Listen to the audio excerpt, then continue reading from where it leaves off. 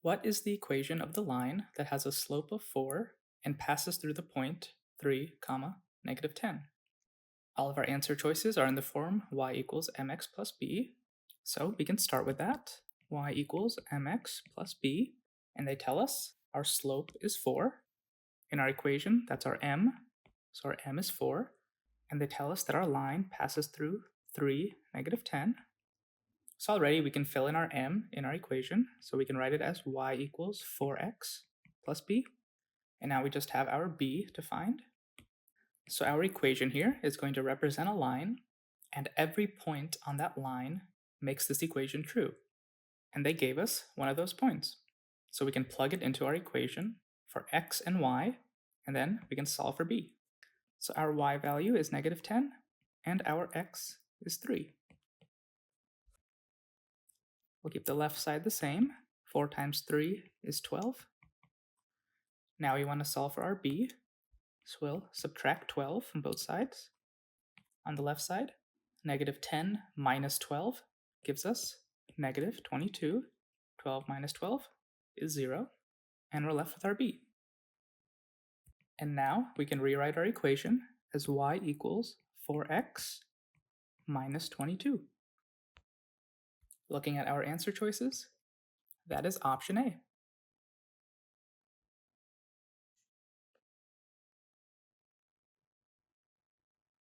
The data in the table show the cost of renting a bicycle by the hour, including a deposit. So we have a table here, renting a bicycle. Our first column has the hours, and the second column has the cost for those hours of riding the bicycle. In the sentence below, if hours h were graphed on the horizontal axis and cost c were graphed on the vertical axis, what would be the equation of a line that fits the data? Well, why don't we draw this graph? They say that h is on the horizontal axis. Horizontal just means left to right. And c is on the vertical axis.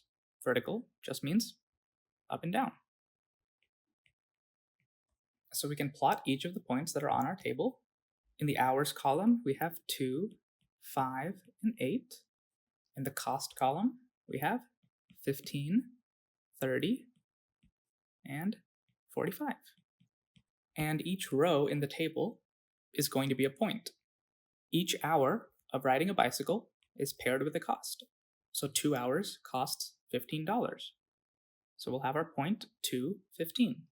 Similarly, we have a point 5, 30, and a point 8, 45. And they're asking for the equation of a line that fits this data. We can draw a line through these 3 points. And what's our general equation for any line? Y equals mx plus b. But in this case, our variables aren't x and y. Normally we'd have x over here and y up here. This time we have h and c. So we need to replace our variables in this equation. So instead of y, we have c. And instead of x, we have h. Now all we need to find is our slope and y-intercept. Let's start with our slope. Slope is rise over run. So we can take 2 points on our graph to find that. So we'll start at this bottom point. And to get to the next point, we have to rise 15 because we're going from 15 to 30. And then we run 3 because we're going from 2 to 5. So our rise over run is 15 over 3. And 15 divided by 3 is 5. So now we can fill in the blank for our m. That's going to be 5. And now we just have to find b. Similar to the last problem, we know that every point on our line is going to make this equation true. So we just need to plug in 1 point in here and then solve for b. Let's just pick the first one, which is h equals 2 and c equals 15. So we plug in 15 for c and then 2 for h. 5 times 2 is 10.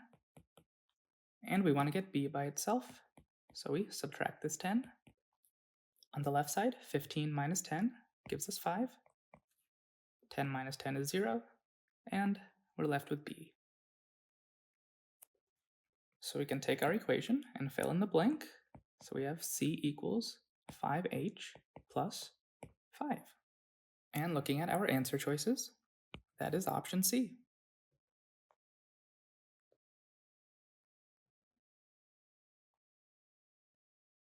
Some ordered pairs for a linear function of x are given in the table below.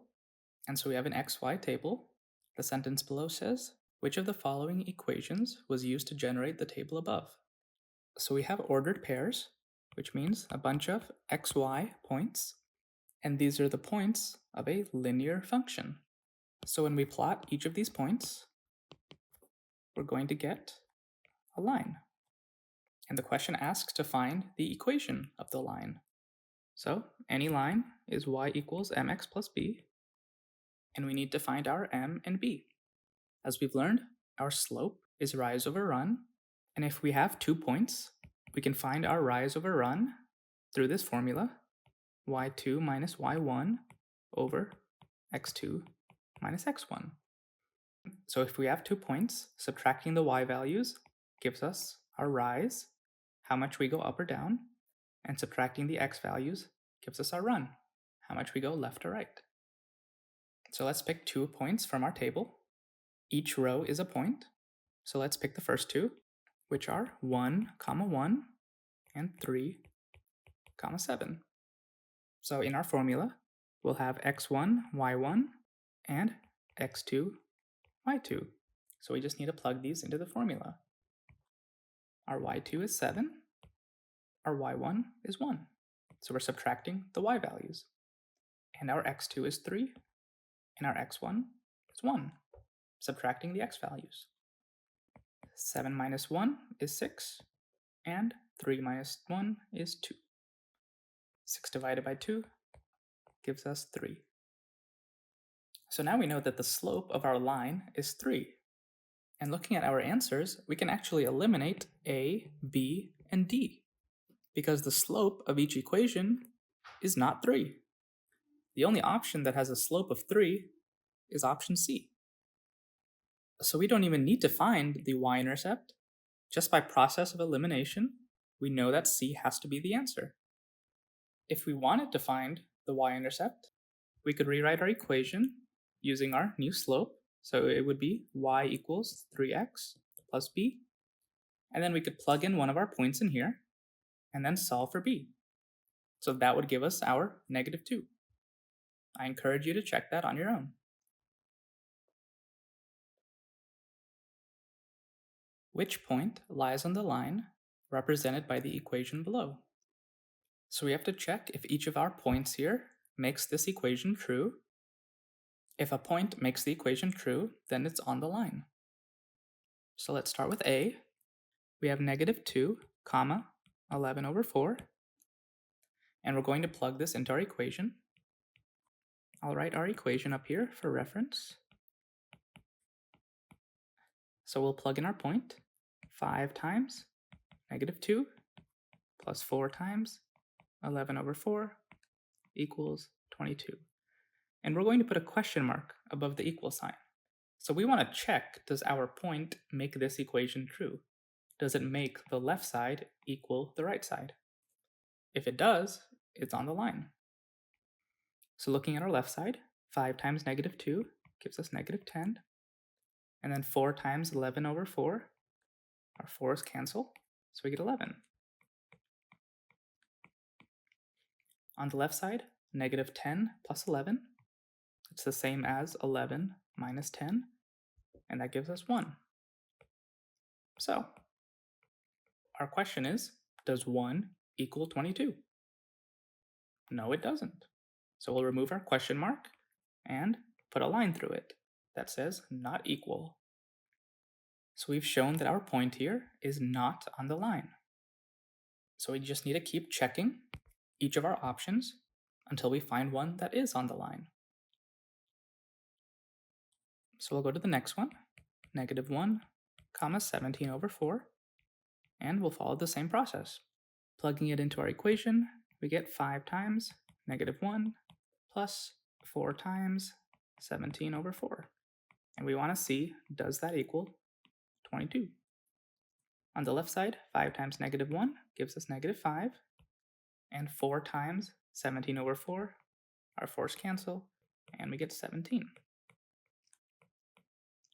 -5 plus 17, that's the same as 17 minus 5, and that gives us 12.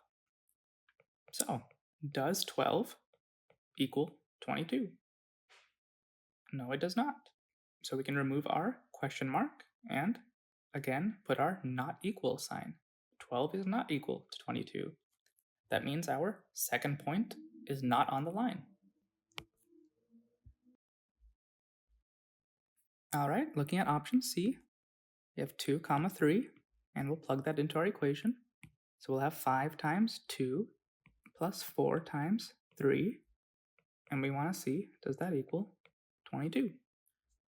On the left side, 5 times 2 is 10, and 4 times 3 is 12. Again, on the left side, 10 plus 12 gives us 22. So, does 22 equal 22? Yes, it does. So we'll remove our question mark, and we can say that this is a true equation. 22 does equal 22. And since our point here made the equation true, it's on the line. So we can circle C, and we don't even need to check option D.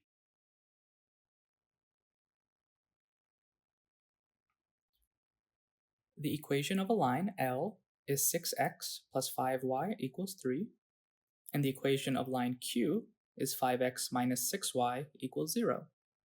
Which statement about the two lines is true? Option A says lines L and Q have the same y-intercept. Option B says the two lines are parallel. Option C says they have the same x-intercept. And option D says they're perpendicular. Okay, so we have to check each of these statements until we find one that's true. So looking at option A, it says lines L and Q have the same y-intercept. So let's find the y-intercept of each of these lines. We can write each of our lines as y equals mx plus b, but we know another way to find the y-intercept. The y-intercept occurs when x equals 0. So we can take each of our equations and plug in x equals 0 and solve for y. So we'll have 6 times 0 plus 5 times y equals 3. So 6 times 0 is 0, and then we'll have 5y equals 3. We divide both sides by 5, and then we'll get y equals 3/5. So the y-intercept for the first line is 0, 3/5. And we can follow the same process for the second line. The y-intercept is where x equals 0. So taking our second equation, we'll have 5 times 0 minus 6y equals 0.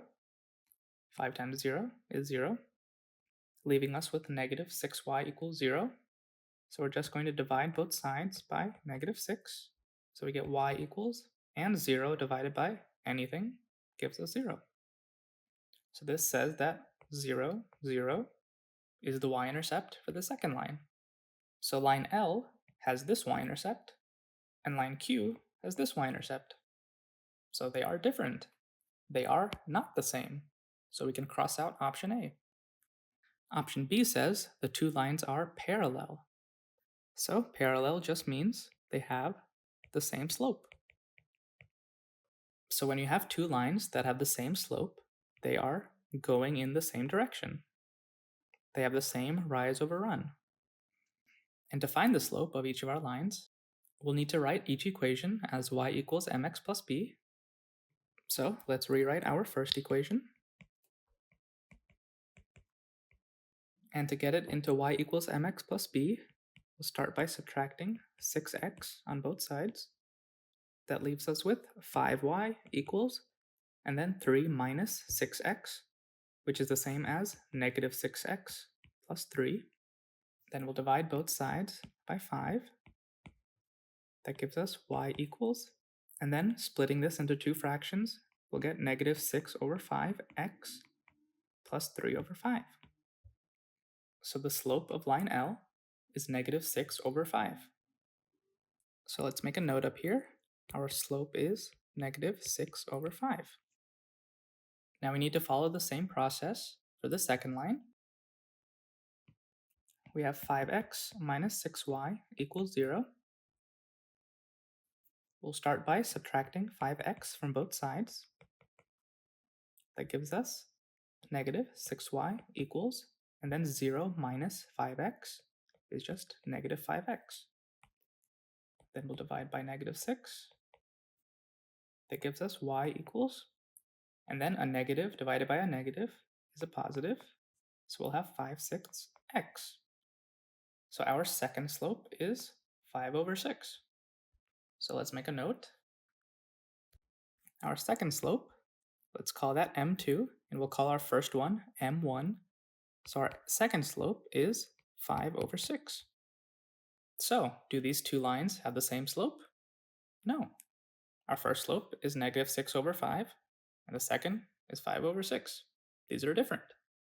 So we can cross out option B. They are not parallel. They don't have the same slope. Okay, now we'll move on to option C. Lines L and Q have the same x-intercept.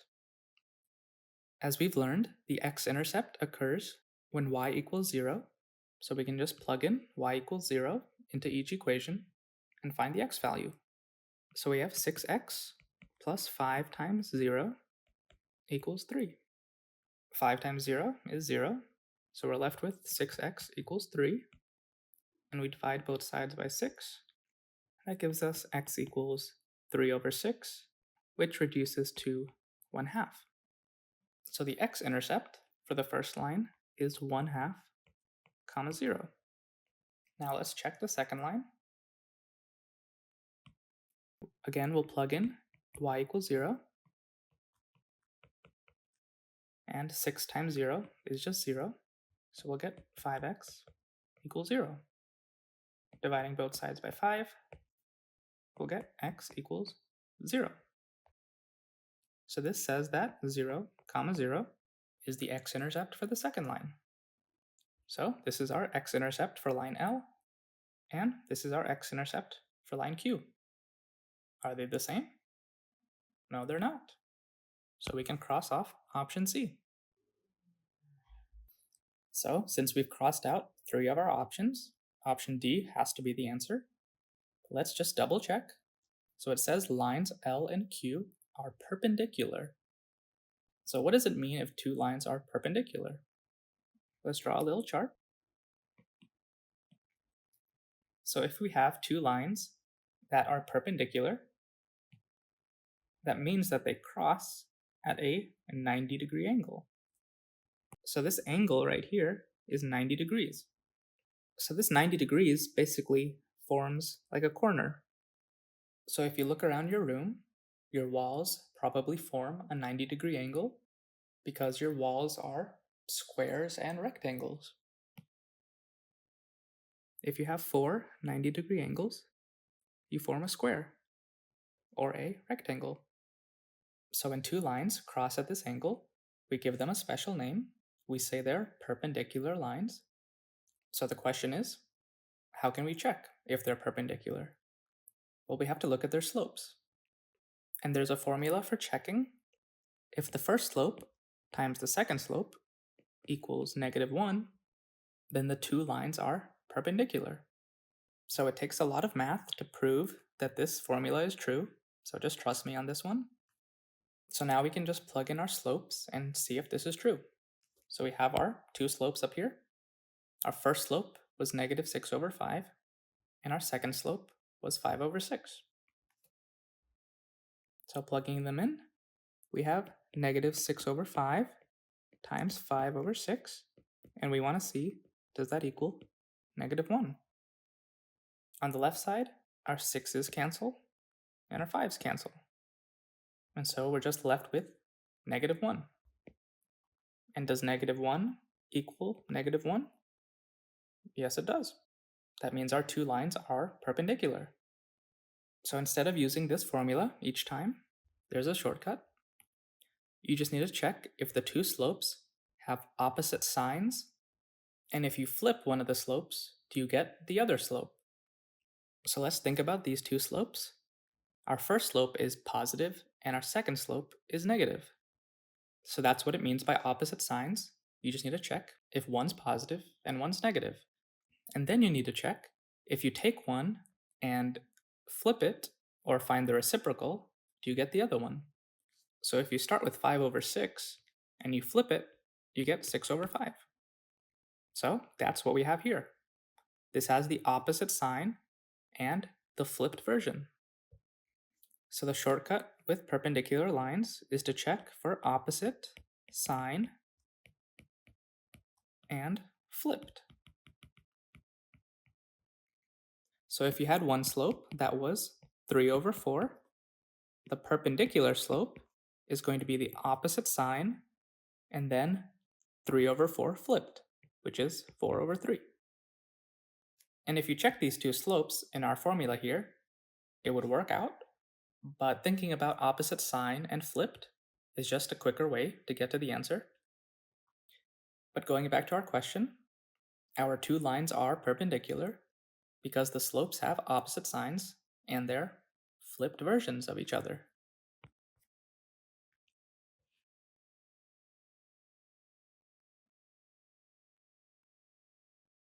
Which equation represents a line that is parallel to y equals negative 5/4 x plus 2? So what does parallel mean? That means same slope. So we have to find which of these lines has the same slope. And our slope here is negative 5 over 4. And looking at our options, there is only one that has the same slope of negative 5 over 4. And if you graphed these two lines, you would see that they go in the same direction.